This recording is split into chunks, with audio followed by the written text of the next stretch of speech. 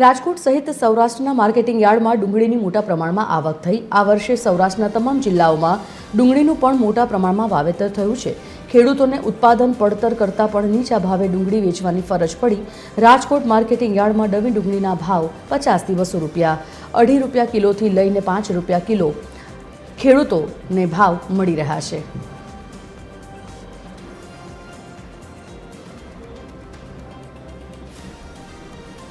રાજકોટથી સંવાદદાતા રવિ મોટવાણી લાઈવ જોડાઈ ગયા છે। રવિ પાસેથી વિગત જાણીએ। રવિ, આ વખતે ડુંગળીની વિપુલ પ્રમાણમાં આવક જોવા મળી રહી છે। શું ખેડૂતોને તેમના સંતોષકારક ભાવ મળી રહ્યા છે ખરા?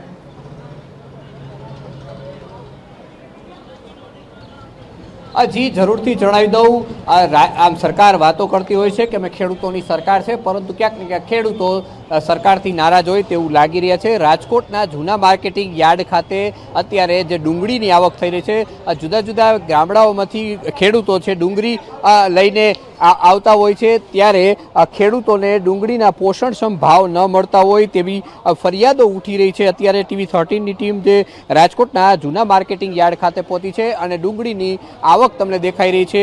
ખેડૂતો છે ડુંગળી લઈને આવે છે, ખેડૂતો પાસેથી જ આપણે જાણવાનો પ્રયાસ કરીશું। શું નામ આપનું? મારું નામ જાકીરભાઈ। જાકીરભાઈ, ક્યાં ગામથી ડુંગળી લઈને આવ્યા? કેટલી ડુંગળી લઈને આવ્યા? હું રાતીદેવડીથી લઈને આવ્યો, વાંકાનેરના, બરોબર। અને મારે 130 કટ્ટા ડુંગળી હતી, 125 રૂપિયાનો ભાવ આવ્યો।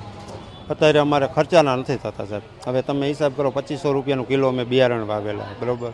અને અત્યારે આપણે મજૂરી લણવાની નાન તેલ એ મજૂરી ગણી, ભાડું ગણી, પીસી ગણી, બરોબર। એટલે અમારે અત્યારે ખર્ચોના નથી થતા।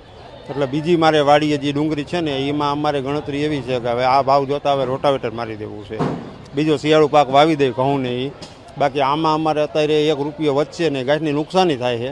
એટલે અમારે હવે ગણતરી જે છે કે ભાઈ આ લઈને અવાય નહીં કીધું। આ ડુંગળીના ભાવ ઘટવાનું કારણ શું છે?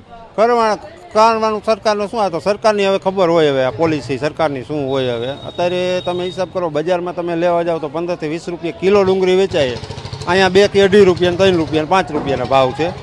તો હવે આ સરકારની ધ્યાન દેવું જોઈએ ને ભાઈ, આમાં નફાખોરો થઈ જાય ને ખેડૂતને કાંઈ હાથમાં આવતું નથી। શું થવું જોઈએ? નિરાકરણ શું આવવું જોઈએ? નિરાકરણ એ આવવું જોઈએ, 400-500 રૂપિયાના ભાવ ખેડૂતને મળવા પડે, એ સરકારને ધ્યાન દેવું પડે। હવે રિટેલમાં તમે હિસાબ ગમે ત્યાં લેવા જાઓ, કિલો 15 થી 20 રૂપિયા નીચે કોઈ ડુંગળી દેતું નથી, બરાબર, કિલો।